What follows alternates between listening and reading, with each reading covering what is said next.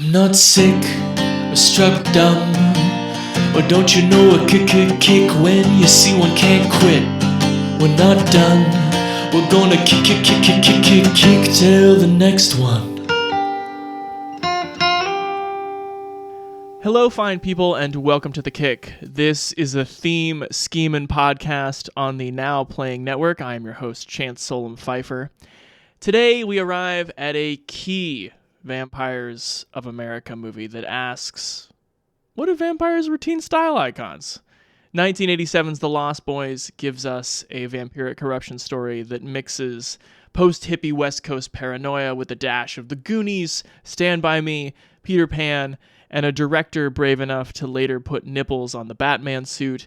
Here to talk Joel Schumacher, the Coreys, dangly earrings, and a vampire movie where you're more likely to hear bangles rubbing on leather dusters than the sound of bat wings. It's my old podcast partner, a talent agent for Verve, and the kind of friend who once made me come to a cave he shared with several other student journalists and drink from a mysterious bottle. It's Noah Ballard. Hey, Chance. That's true. All of that. You didn't really make me drink from a mysterious bottle, but I couldn't look past the idea of like, oh yeah, I was once like a new person in a town, and Noah like initiated me into like a weird group. Yeah, and I took you into the basement that had the rusty bathtub in it, and we drank a little of Casey's moonshine. That's right, and I was half Casey after that. I'm psyched to have you. You had like me had never seen the movie The Lost Boys, right? No, and I guess I didn't know what it was really until we decided to do this, and I was going through the thought exercise of Googling all the movies that you sent me, and I was like, wait, what is this? Nice. Joel Schumacher, the introduction of the Coreys, yep. And then also just like kind of a bizarre level of talent in the rest of the cast. Pretty stacked cast, very like of its era.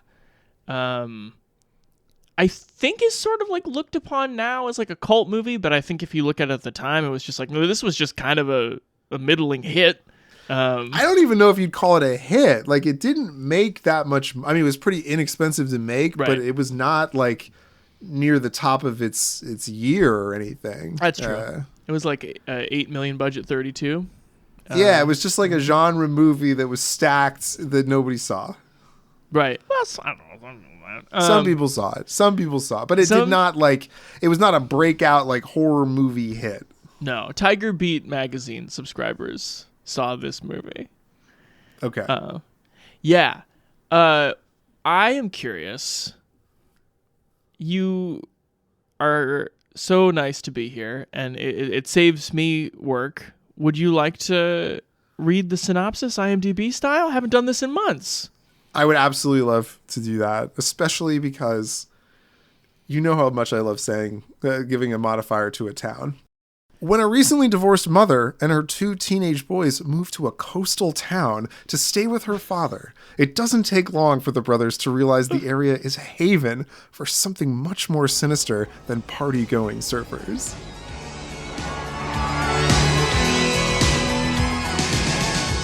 Michael and Sam have just moved to Santa Carla, California. They're about to discover its secret. Notice anything unusual about Santa Carla yet? No.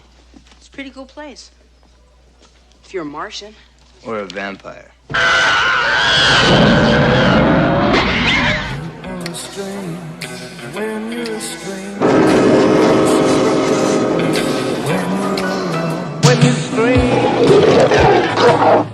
So where are you? The flying nun? I'm your brother, Sammy. Help me! Stay back! Stay back! What's happening to me, Star? Get yourself a good sharp steak. Drive it right through his heart. You're a vampire, Michael. My own brother, a damn blood-sucking vampire. Oh, you wait till Mom finds out, buddy. When a vampire buys it, it's never a pretty sight. Michael, they're coming! Oh, shit!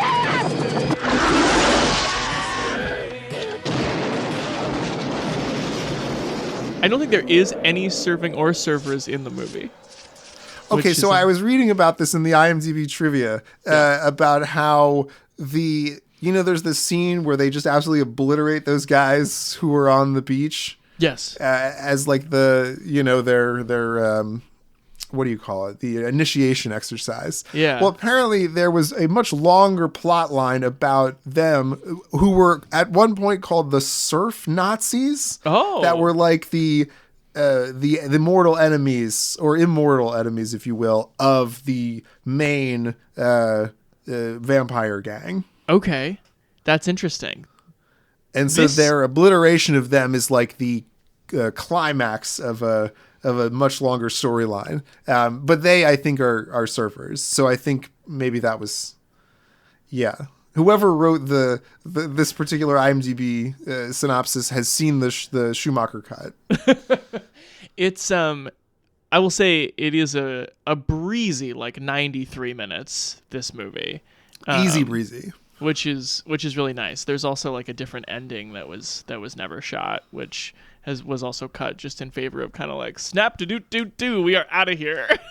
Yeah, the guy that we've been suspicious of the whole time. What if he was the bad guy? Yeah.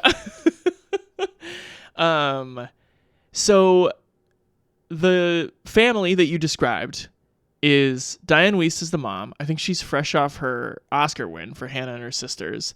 And then we've got heartthrob Jason Patrick as the older brother. Looking so good. Indeed. And Corey Haim as the little brother. And recently divorced, seemingly pretty broke, going to go live with mom's dad. Not feeling that bad about it, which I sort of respected about Diane Wiest. The vibe in the car is good. She's like, and then her father, the grandfather's just like, you're the only person I know who took the two kids and didn't end up rich after a divorce. Yeah. Like, and she's like, what's the point of getting two lawyers rich? And kind of yada yada, like how she had ended up in this situation. But she was like, I'll go work at a video store. Yeah. I'll start dating my boss. Like, whatever. And Grandpa is similarly chill. He's just like, oh, you're here. Well, great. I'll close the door on my room of boiled skulls and you guys can have the upstairs. Totally. Yeah. As long as you don't go into the boiled skull room. Although, of course, later it really is Chekhov's boiled skulls. Because you're like, why? Totally. Why does Grandpa do that? We ever going to get back in that room?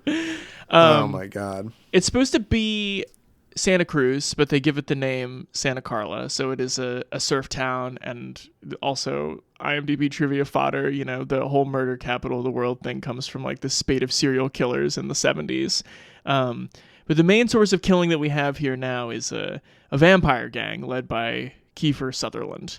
And all the action's like taking place on this boardwalk. It really has this great kind of like rotted out but still pretty busy tourist town, like fun and creepiness, which is kind of perfect for like no one ever gets old, because like some of the people who fight or get in a little skirmish with the vampires at the beginning are like pretty old. Your rivals are like burnouts in their 30s.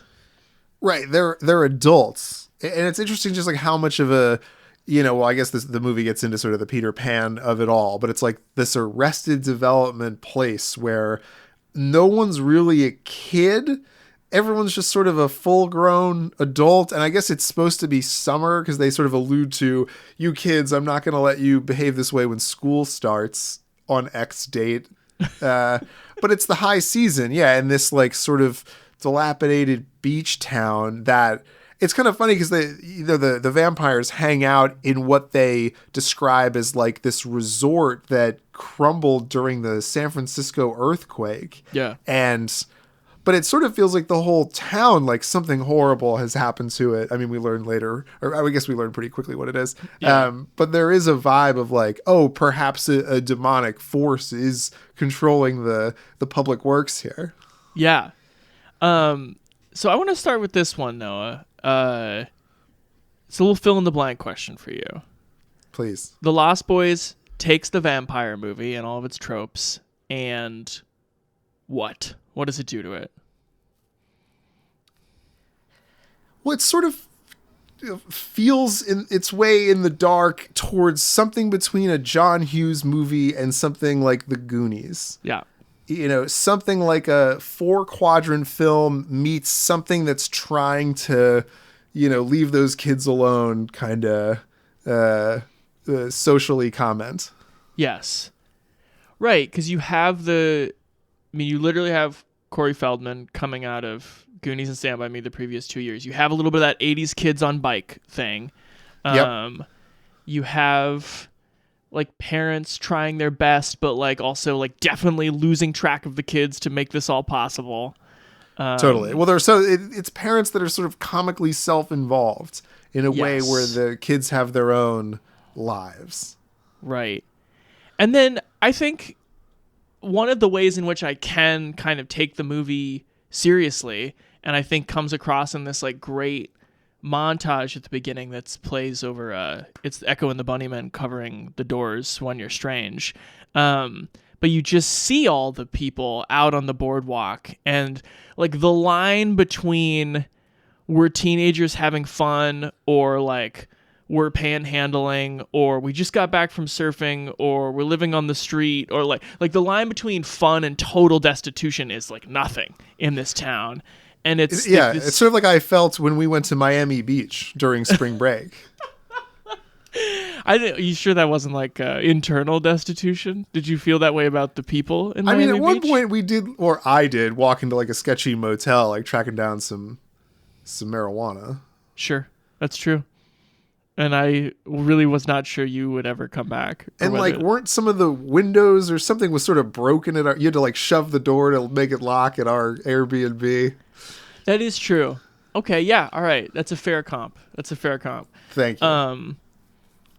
But yeah, I think my read was like several of the other movies in this series, kind of like Fright Night, you have this like 80s anxiety of like what's going to happen to our kids in the Reagan era, but like a very specific kind of a nicely specific like post-Manson version of like, okay, hippie parents who like couldn't really live out their ideals the way that they wanted, and like they've ended up in this town, and like the idea that like maybe some of the viewers don't get the kids that are just having fun, but also maybe sort of like dropping out of society is dangerous. It feels like the specific anxiety that this movie is playing with. Is that fair? I think so. It's sort of like it's right at the apex of, that it's 10 o'clock. Do you know where your children are? Yeah. Kind of, we don't trust our neighbors and we lock the doors in this town kind of rhetoric. Yeah, I agree. And I think it has that sort of Hughes, Chris Columbus, like, oh, the parents are so cute, aren't they? They're such idiots. And the kids really have a greater perspective on society here than the oblivious parents.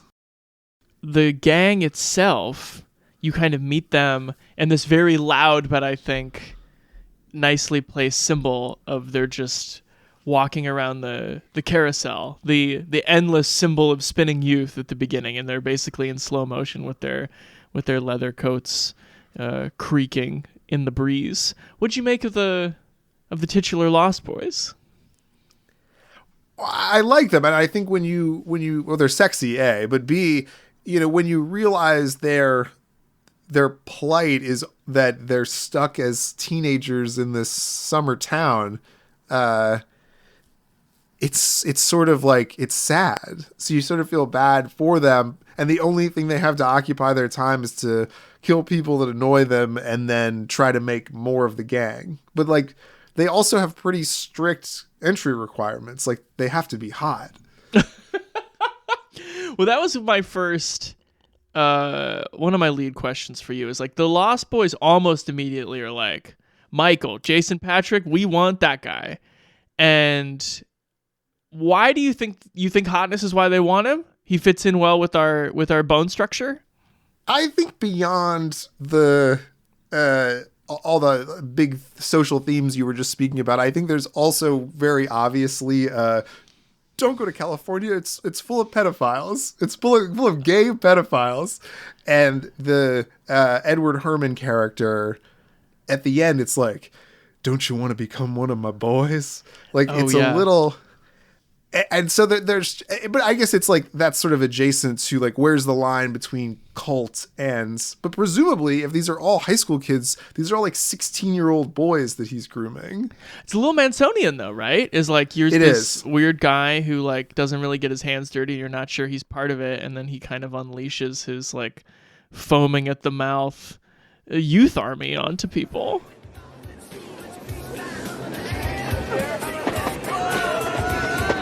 Initiation's over, Michael. It's time to join the club.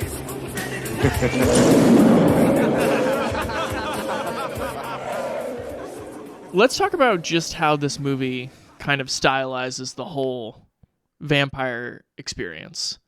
What do you feel like are the most and least effective ways this movie displays vampire qualities, shall we say? I mean, I don't think, of course it opens the door for like Buffy the Vampire Slayer and like Robert Rodriguez and like all kinds of people sort of taking back like what the vampire means in this, which is sort of goth adjacent. I mean, you know, the vampire is sort of a gothic like character. But in this one, I think it endeavors to make that more sexy. Like they're less like weird, long fingered Nosferatus here. They're like, you know, even when they got red eyes and their teeth are bared, like they're still hot. Yeah, you they know? really It's pop the something orange Joss contacts Whedon, in. I think, will play with. Yes, that's true. When they reveal themselves, I think you get like maybe a little bumpier brow on Kiefer yeah. Sutherland and the gang, but the cat eye contacts are still pretty piercing. It's pretty good. Yeah, and then the teeth, of course, too. The teeth are good. I'm glad that this movie didn't go further with the actual like prosthetic version of what it means to like be in vampire mode. Yeah, it's PG-13, right? It's PG-13. You can definitely see a version of this where it's R. Yes. But I think because it's PG-13, the scene that you were talking about earlier where they descend upon the surfers who we don't know are surfers and just like bite the top of their head and blood like squirts out, that level of violence is really not elsewhere in the movie. So it's quite shocking. It is quite shocking. And it definitely elevates this into, something stylistically sort of fascinating that like it very much is a departure from your expectations that like, oh, this is just like a Hughes vampire movie. You know, this could easily have like, I don't know, like a sort of peak John Cusack sort of vibe to it. Like, you know, when they're at the ski resort and Better Off Dead or something.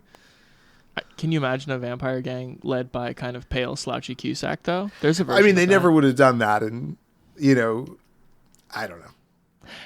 One of the big visual choices the movie makes is all of the aerial camera work of presumably they're in bat mode, which we never see, which is maybe a good choice because it would look crazy. It's a perfectly good choice because it would look crazy if there was just like this little bat that then like picks up this 400-pound security guard, sucks a horny couple out of the back of their convertible. Yeah. Were you down with that choice for the most part? The only thing that bothered me about the aerial footage was that like they clearly only did one take of the tide going out shot that then ends up on the roller coaster Ferris wheel, like coming in from sea. Yeah. It's like you couldn't rig 3 cameras like when you did the one shot, like you couldn't just do a normal shot from the coast, just like the waves are crashing and then you like pan up to something like that did bother me on a technical level a little. Yeah. And I think the final one of like the spatial geography of like they're chasing us back into the house from the air like kind of loses steam in terms of like who's where, and it's like you haven't cut to them so far, so I just frankly don't believe that they're there. Yeah, Jamie Gertz can scream "they're here" as much as she wants, but yeah, you never see who they are. But flying through the clouds again, you get the Peter Pan analogy going in their version of Neverland. Totally.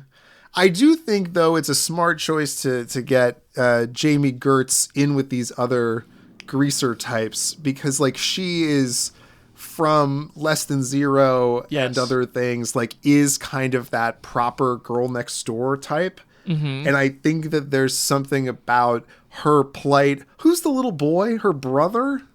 That Her was one of kid? my kind of nitpicks, is like, I think that the two dogs in the movie have more attention paid to them than whoever this little vampire kid is.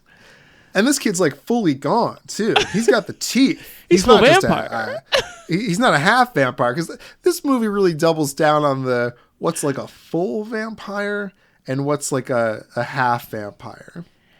And we should, I guess, say, to kind of connect the narrative, it is Jason Patric who is turned into a half vampire because he didn't listen and dare, and he drinks the bottle of wine that Kiefer Sutherland hands to him. It's blood. It's blood.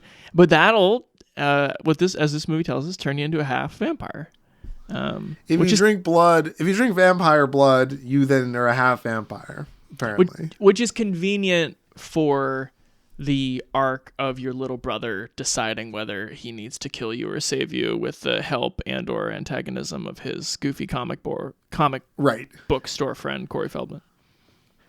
I also thought too, there's just something funny about how they're using vampirism in this sense as almost like a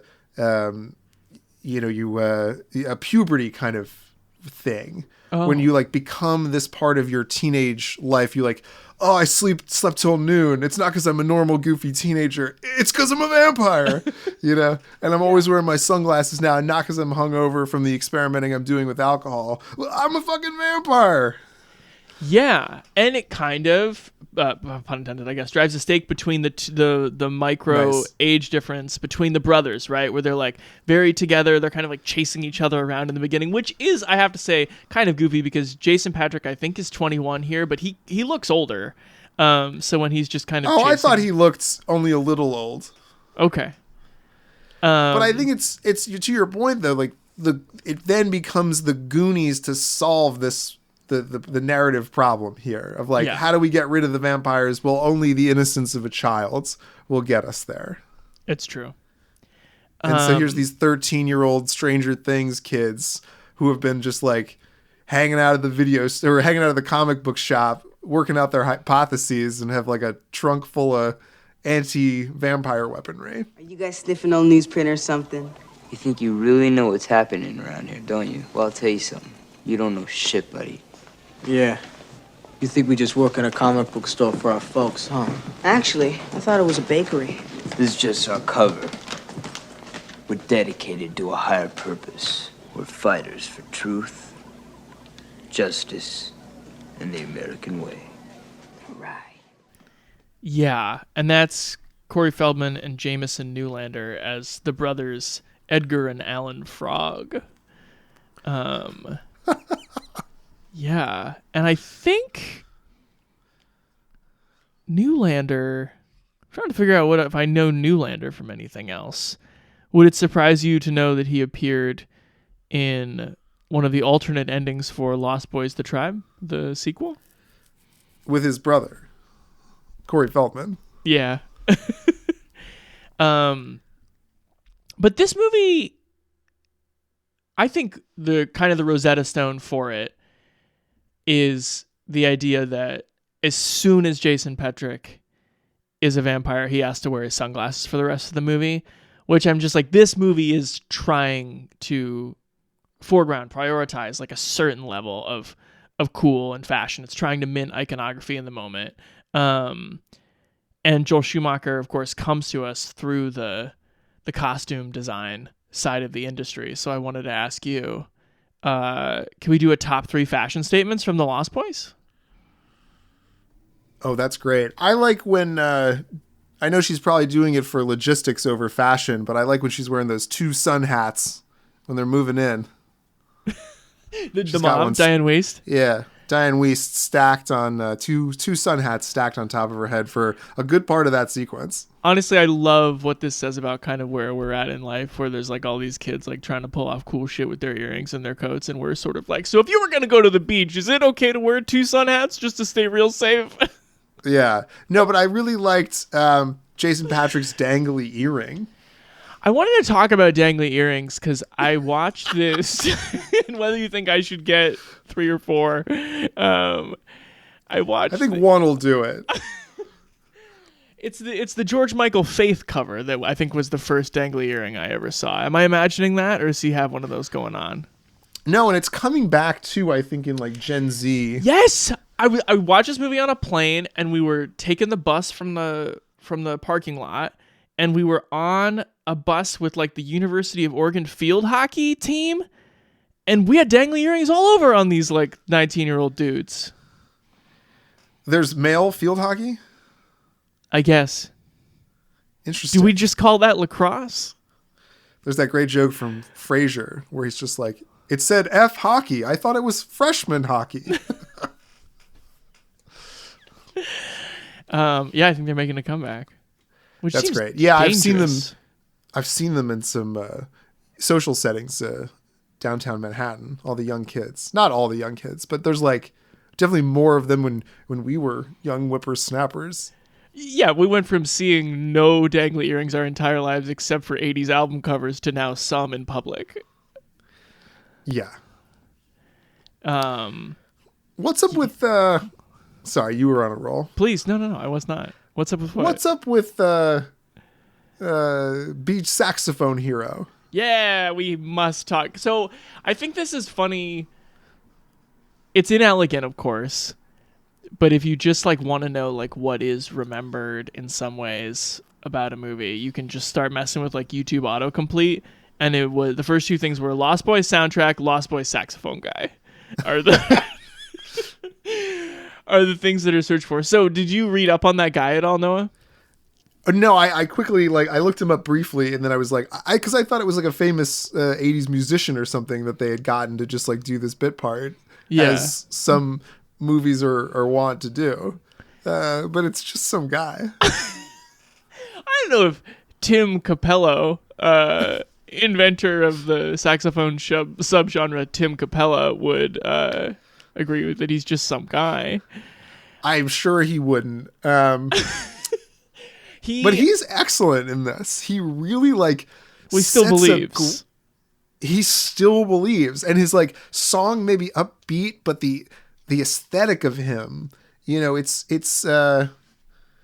giving a little bit. What's that? There was that band in it's a real band, Rammstein or something in the original XXX movie. Bang bang. Do you remember that? It's giving bang bang. I mean, he's in like what, a purple unitard. He's oiled up, ponytail, gold chain. It was kind of hard. No shirt, and he's just so sweaty, and his hair jacked. is slicked back into this like 2-foot ponytail. He's really jacked. Right. He's sort of like the John Hamm character, Sergio. I 100% think Sergio is modeled on this guy, Tim Capello. Okay. And also like the vocal, he's doing the vocal lead and playing the saxophone, and the vocal track sync is not remotely there in the movie. Like it's way with what his mouth is doing and what the visuals are doing. Which made me believe yeah. I know I should still believing, but it made me believe that he wasn't singing. But I think he did record the vocals himself, in the studio. Sure. And he's played with all kinds of people. There's a great video of him doing playing sax for Tina Turner, doing The Best, Simply the Best. Played with better Carly than all Simon. the rest. Played with Peter Gabriel. Played with all kinds of folks. Do you think she considered him, in terms of saxophone players, better than all the rest? I think maybe. He even apparently did Ike's part on live performances of Proud Mary, which could have been weird. Yeah, as the whitest guy in the world. Also that, possibly. Did you know, this was my favorite thing, is that he briefly went to the New England Music Conservatory, but dropped out. Obviously, they were clearly whittling away at his natural talent with their rules.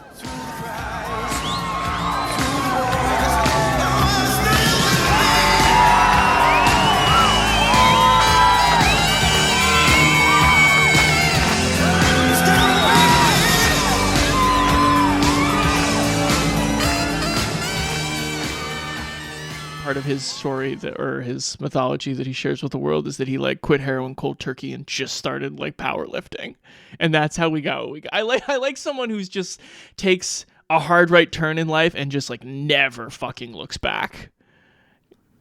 And that's Tim Capello. As an 80s saxophone player must. Yeah. Now, let me ask you this. Was the saxophone there throughout the heroin and the bodybuilding? I think the saxophone is, a common denominator through the eras of life. Interesting. Okay. But didn't that make you also sort of question, like, is the late 80s kind of an odd moment for, like, what is the style of music at this time? Especially, like, even the soundtrack for this movie, which I gather means a lot to a lot of people, is sort of like, it kind of reminds me of Point Break. I guess that's like 4 years later, where it's like, do I know what happens between hair metal and grunge between like 87 and 92? I guess I don't. And maybe anything went, and maybe it was saxophone rock. It's interesting too, because you have the Thomas Newman score underneath it or over top of it, which is just like organs and screams. Yes. But I would say that the actual like songs in it are like pretty safe covers of classic rock songs, and then like yes, if Still Believe had any other aesthetic to it, like it could have been a Kenny G song. Like he could have been in a suit in an air conditioned, Carnegie Hall or something. Sure. He didn't, there was nothing about the song itself that really was like, that's what I found a little incredulous about the crowd. They're like, fuck yeah. They're like, yeah, I'm going to kill someone after this. And it's like, this is soft rock. Yeah. Yes. Right. And everyone is so into it. And it's the new boys in town. It's their first night at the beach. And they're just like, this is where everyone hangs out. This is cutting edge. Yeah. Incredibly middle of the road saxophone rock. It's like, I also just like the idea that, like Diane Wiest is sort of like walking on her own while they're listening to this. And she's sort of just like, these kids and their music, I wouldn't begin to understand. It was like, you easily could have listened to this just a few years ago. I can see you appreciating this now. Right. And being like, my kid's music's not that bad. No. Still sax bass. Well, she's trying to be a cool mom too. Like she's like, nah, they're not vampires. They're just kids trying to figure it out. Yep. Now, I don't want to be mean, Noah. Oh God. I think is it about my breathing again? No. Many of the performances in this movie, I think, are quite entertaining. Do you think any of the performances rise to the level of good? Are there anybody you're like, that's a good performance?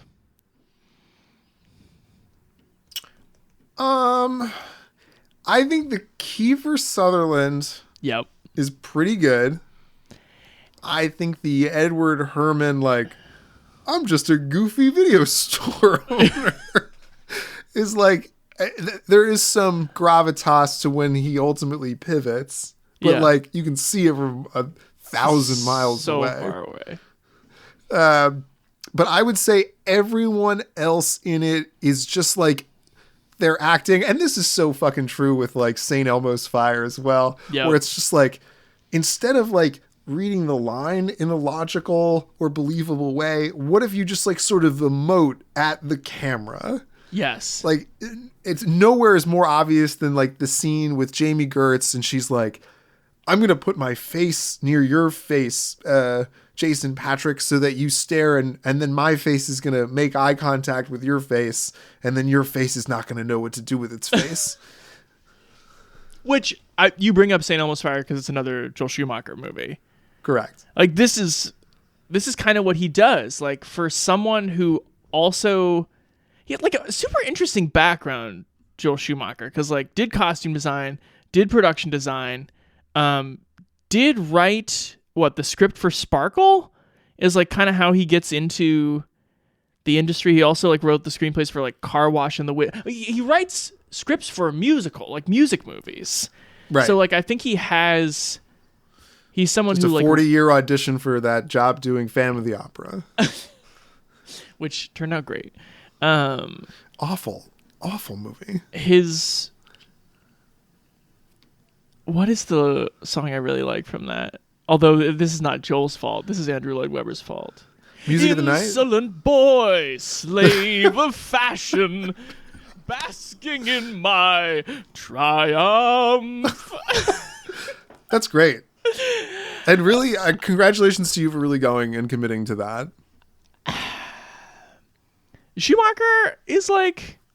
He's like an MTV era dude. Like he also directed a lot of music videos, I was gonna say. Yeah, he is in this for the visual, the style, the editing, the way it sizzles, the way it pops. He's not in it for like literary coherence and depth. They're not his bags. Is this fair to say that he's like a little bit more Baz Luhrmann than he is Wes Craven? 100%. I think that's an excellent comp. Like, I think this movie will really sing if it's directed by Wes Craven, 7 years later. Yes. But probably doesn't have like the same level of teen fervor around it if Joel Schumacher is not like teeing up these shots. Like, I think the last shot is a perfect example of like, so after all the carnage goes down, Grandpa comes home and opens the fridge.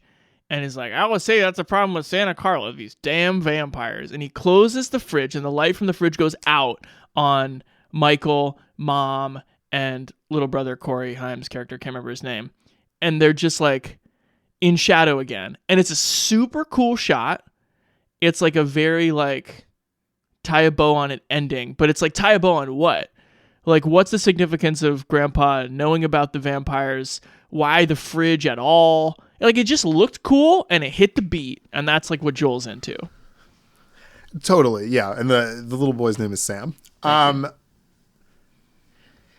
liked how it kind of didn't overstay its welcome in that way. For sure. And like the sort of O. Henry joke at the end is, yeah, like the grandfather's known about the infestation of vampires this whole time and didn't properly warn them about it, even though from the moment they step onto his property, it's obvious that something is wrong, not only with this man, but like with where they live. Right. Yeah, we should say that there's like, signs for the missing on every lamppost and milk carton. Right.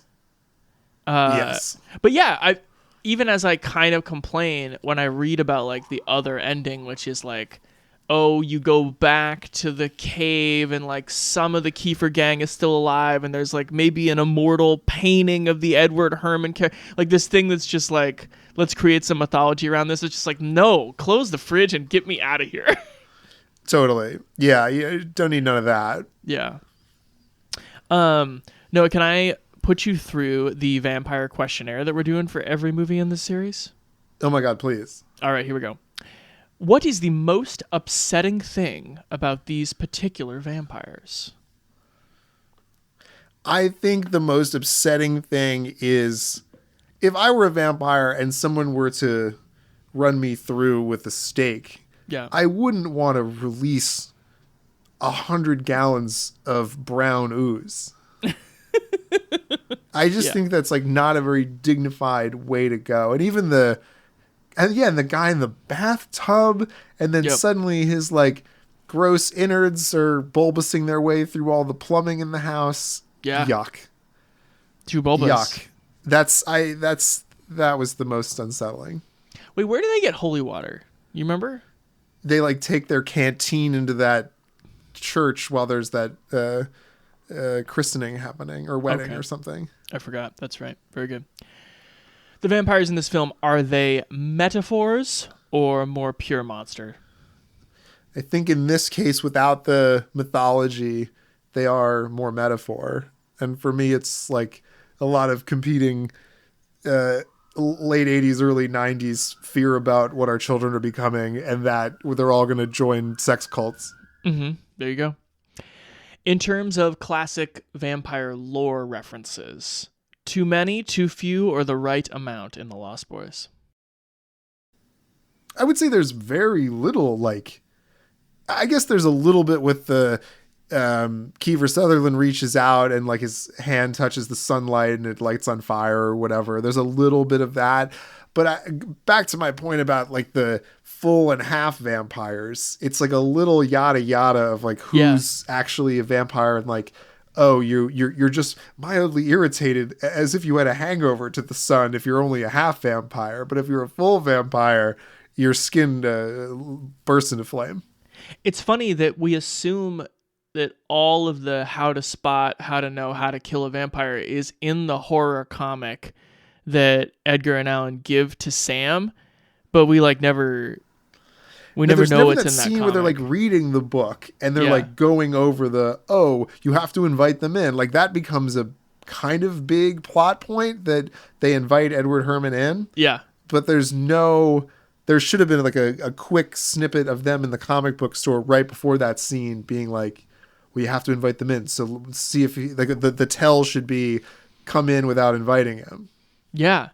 So maybe this is the only movie in the series where we might have gone, maybe there's like a little too few for even. Yeah, I almost think this one, I mean, but I wouldn't want to like overly lean on all that stuff because that's boring. Sure. I think the way it does it in this one is, so I think it's good. All right. It leaves you wanting a little bit more, which it should. Best way to kill vampires according to the Lost Boys. Obviously I think just the arrow. Like if an arrow does it, then like you can hit them from distance. Then you don't need to do all this stuff. Like why didn't they just simultaneously arrow them when they were hanging upside down in the cave? Like why did they take out Alexander Winter first? Yeah, Bill from Bill and Ted. Why? Who's credited as Alexander in this, which I thought was that's something. Pretty gothic and literary of itself. Totally. But that seemed like a harebrained scheme of like, take the one that hasn't had any lines and kill him first. He must be the leader. Should have been. Also, what was the funny? There's a thing in Fright Night that I really liked. Of they go to kill Chris Sarandon, the teenage boy, and Roddy McDowell, and they like try to stake him, and they suddenly realize it's actually pretty hard to like drive a stake through a human being, and they like don't have the strength for it. And this is a very funny contrast of like Corey Feldman's like hanging one-handed by like a rock face crag, and like somehow manages to get leverage to put it through all the way through a vampire chest one-handed, a teenage boy. Right, and then he explodes like the turkey from Christmas Vacation. But of course, with the opposite amount of moisture inside, because he's just has, and then all the kids just get Goonies style, just like covered in ooze. Yeah, love it. On a scale of Orlok to Cullen, Noah, how hot are these vampires? I think they're pretty hot. Yeah, I think that this movie walked so Twilight Sexy could fly, run. Yeah. Speak. Play baseball. Remember how a big part of Twilight movies, not a big part, but a not insignificant part, is Jasper the Confederate soldier? Oh, yeah. Should we do all the Twilights again sometime? I've forgotten them all. I would happily do all the Twilight movies again with you. You know, I get them every single time in the box office game, though, because anytime it's Summit Entertainment and some amount of money, I just think of you going, we've reached the summit. And I'm like, well, I'm going to guess this is a Twilight. I say some funny things that I don't ultimately remember. That's right. I'll keep track of them for you. I appreciate that. Minor, silly questions for you, Noah Ballard. Better to be an ageless vampire on a no-cal boardwalk, or a decrepit old man knowing himself fully like Grandpa? That's such a great question. I personally love a little, like, infinite pain in my life. I would go with, like, sexy, suspended teen vampire living in southern? It's Southern California, isn't it? I guess where Santa Cruz is by San Francisco? So maybe is it? I don't know these West Coast cities. That's right. You shouldn't have That's your neck of the woods. You're right. No, if you were living in Santa Carla, what job would you want or have? Obviously, I'd work at the video store, Chance. Don't ask stupid questions. So you want to work with the lead vampire? Is that what you're saying? I would want to be. I've told you I wanted to be one of the vampires. I You would like to join the be gang. the lead vampire. I've been trying to join a cult for ages now, and none of them have. If someone appealed to me the way they appeal to Michael, seemingly after he only has to be horny for Jamie Gertz, that's the qualifying thing to be in the gang. And I think Jamie Gertz is incredibly attractive. I want to work in a video store. What is Corey Feldman doing with his voice in this movie? Just letting it rip. I don't know. I feel like he is affecting. I think this is him being like, I'm an adult now, and I am going to talk like this. Like, that's not his real voice. I don't have that great of a data set to pull from. But yeah, he's like doing a precocious kid, pretending that who's maybe a little bit younger even than Sam. Yeah. Being like, I know the answer to this. Like I read in a book. It's a comic book. Yeah. There are vampires and ghouls running City Hall. Yeah. Yes? What is the best Joel Schumacher movie? There's so many options. Do you have a fave? I don't have a I think fave. I know your fave. I know your fave. Can I guess your fave? What is it? Yeah. It's Phone Booth. Oh, it's Phone Booth. Phone Booth is great. Phone Booth is great. I mean, like, it's a commentary on technology is so funny and dated. Well, I watched it about a year ago, where it's like, it's something crazy like 500,000 people have cell phones in New York City, and it's like, what? It's like, no, all 11 million of them have cell phones. Like, what are you talking about? That's so good. But there is such a real, I mean, we were texting about Flight Risk the other day. There is such an art to like the 90-minute like trashy action programmer in a 21st and Flight Risk century is world. not the high watermark, just for clarity, nor is it directed by Joel Schumacher. It was directed by the director of Apocalypto. We don't know who that is. But have you seen Apocalypto though? Incredible. You did text me the other day and tell me to watch Apocalypto. What's so great about Apocalypto? It's just like a really well-made movie with nobody in it, and it's like great. It's just like a weird, here's a maybe Western look into a culture we don't understand, but like it's a good movie. Okay. My congratulations to the director of Apocalypto. Do you want to do truth or trivia? I would love to do truth or trivia. Would you prefer to do truth or trivia? Truth. Okay. This group of vampires, the Lost Boys, Kiefer's gang, they're hangout vampires. They just want you to come down to this resort that fell into this crevasse by the ocean side, and they just want to eat Chinese food that is or is not worms and be like, do you like our Jim Morrison poster? They want to hang out. So other than these guys, what vampire would you most want to hang out with? That's a good question. I sure do like the sad vampire couple from Vampires in the Lemon Grove by Karen Russell. Wow. Fucking love that shout. I hear her new book is great. It has Nebraska in it. Is that right? I believe so. I would say What We Do in the Shadows vampires seem like they're having a good time. Movies or TV? I've seen both. They both seem like they're having a good time. Can I force you to trivia question anyway? Because Yeah, please. I assume that was coming. I don't respect the guess. So Tim Capello, saxophone player extraordinaire. I remember him well. We talked about it a little bit ago. He had guest spots in 2 seminal television shows this same year. 2 television shows that were later turned into action movies. And I can give you the directors. Late 80s TV shows turned into later turned into action in 1987 movies. as well. He did a guest spot on 2 television shows that were developed then as action movies. Yes, and I think if you just think about his ponytail and kind of like being Baywatch? That is a great guess, but more action movie oriented. Where would he fit in? You already compared Santa Carla to a place where this guy might fit in. To a place you had been, to a weird hotel. Miami Vice? There you go. Okay. The other one is harder. Give me like a director or something. It was later directed by Antoine Fuqua. Oh.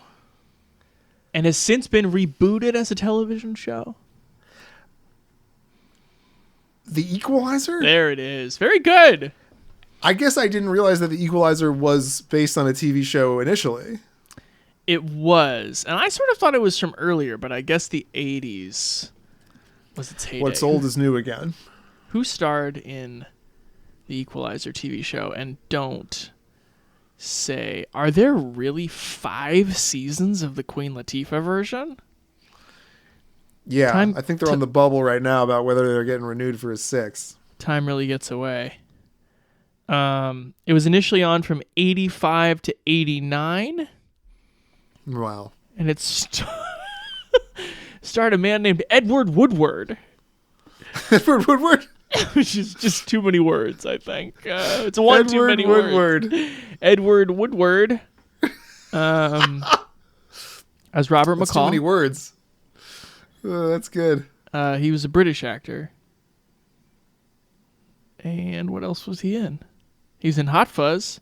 Oh, shit! Edward Woodward plays the cop in the original Wicker Man, who like goes out to the island and is like, I'm very religious. Please nobody do naked pagan dances in front of me.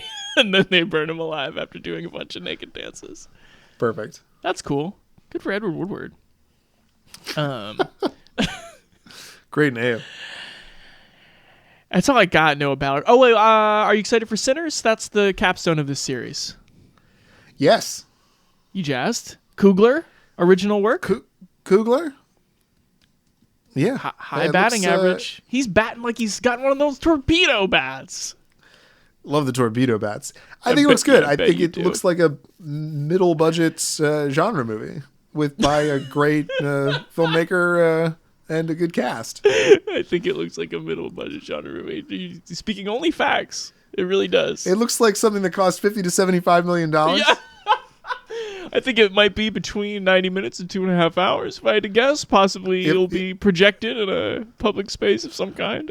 Yeah. And it seems as though it's set at a time where race relations were a little bit more dicey. Yeah. I'm excited to see what it does with that. Anything you want to direct people to, Noah? What do you mean? Any The plugs? Pit. Everyone should be watching The Pit. I say that not only because Verve represents Noah Wiley, who stars in it as an executive producer. It's incredible television. That's great. I love that. And HBO Max's executive suite. I'm not sure HBO Max should get the apostrophe on that. We were just complaining about Netflix pretending that they put out movies they didn't put out. MGM's classic 1954, now available on Max streaming.